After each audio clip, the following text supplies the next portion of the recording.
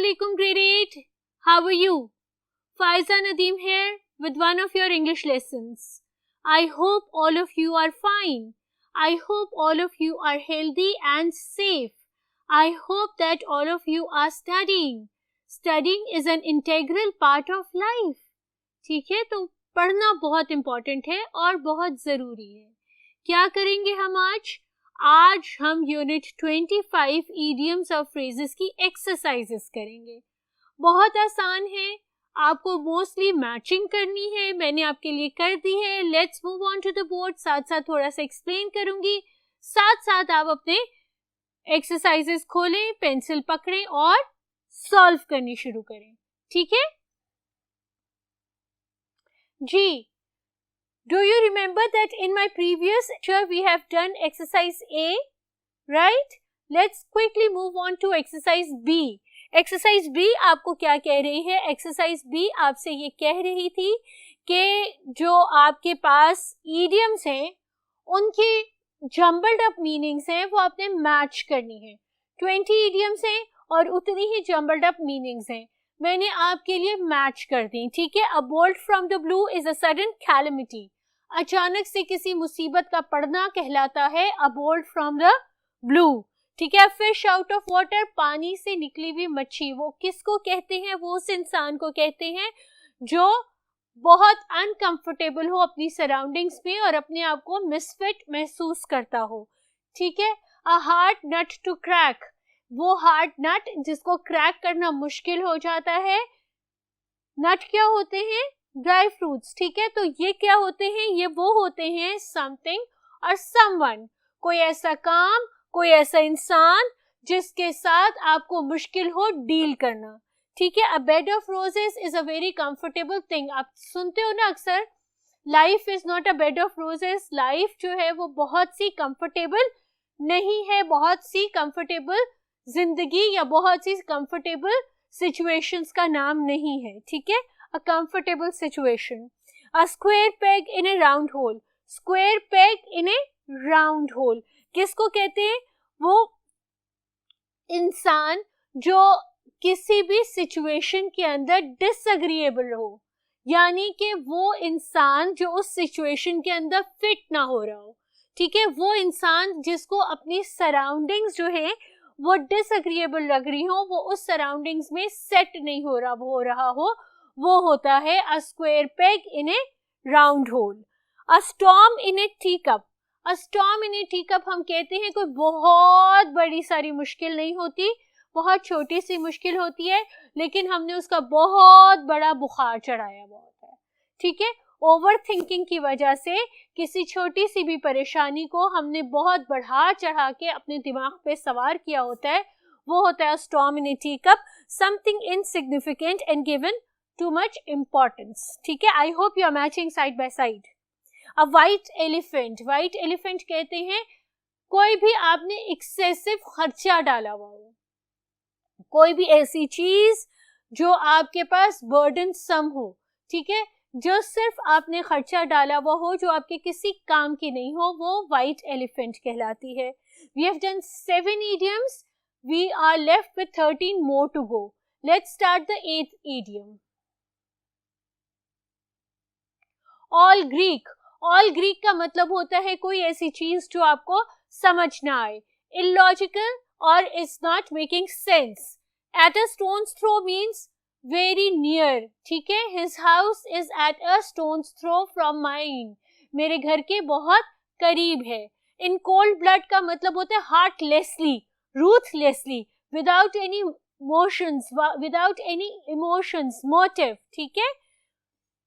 Deliberately, without provocation. कोई चीज आप प्लान करके बगैर किसी जज्बात के काम करें, वो कहते हैं इन कोल्ड ब्लड. जनरली ये इडियम यूज होता है मर्डर्स में. ठीक है.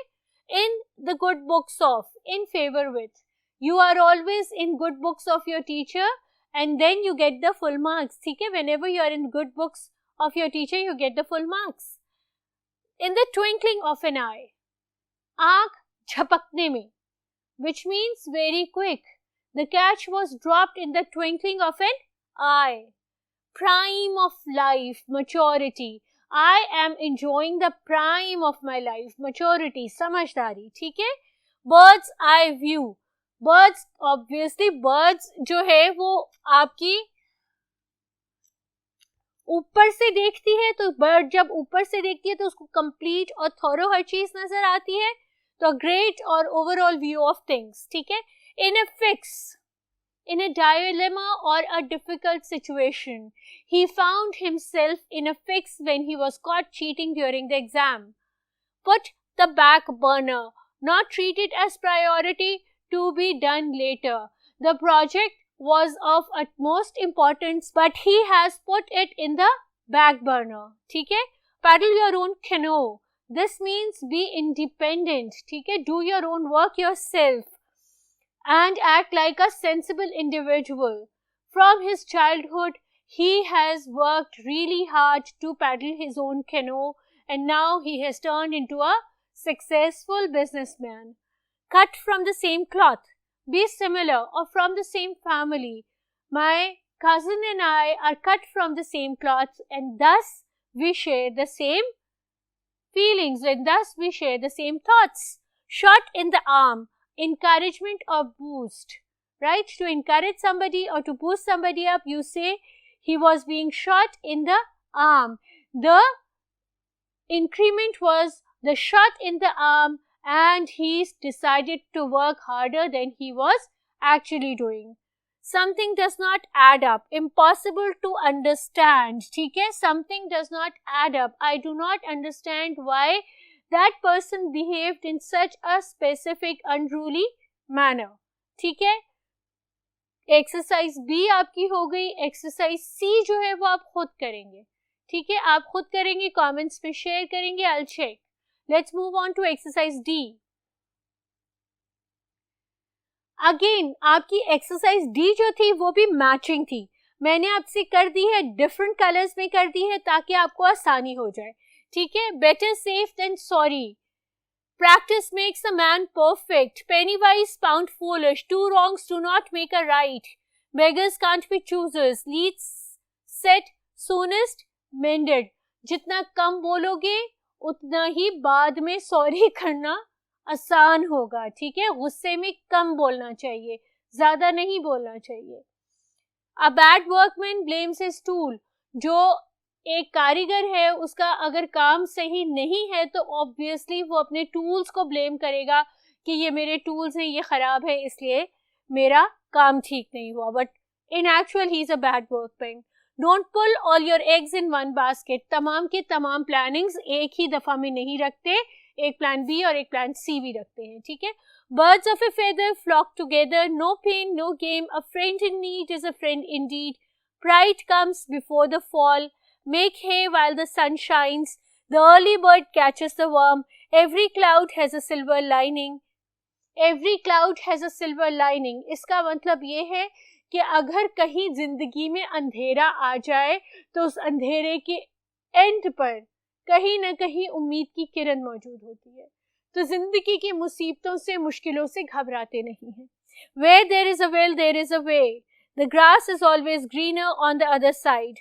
Don't put off for tomorrow what you can do today. आज का काम कल पर मत छोड़ो. Exercise D is in front of you. You have to do the matching. Quickly do the matching. Meanwhile, I'll go to the last two sentences of exercise D. Okay, there is no use crying over spilt milk. अब पछतावे क्या होवत जब चिड़ियां चुग गईं खेत, ठीक है. Look before you leap, ठीक है. किसी भी काम करने से पहले अच्छी तरह से देख लो कि तुम लोग क्या कर रहे हो.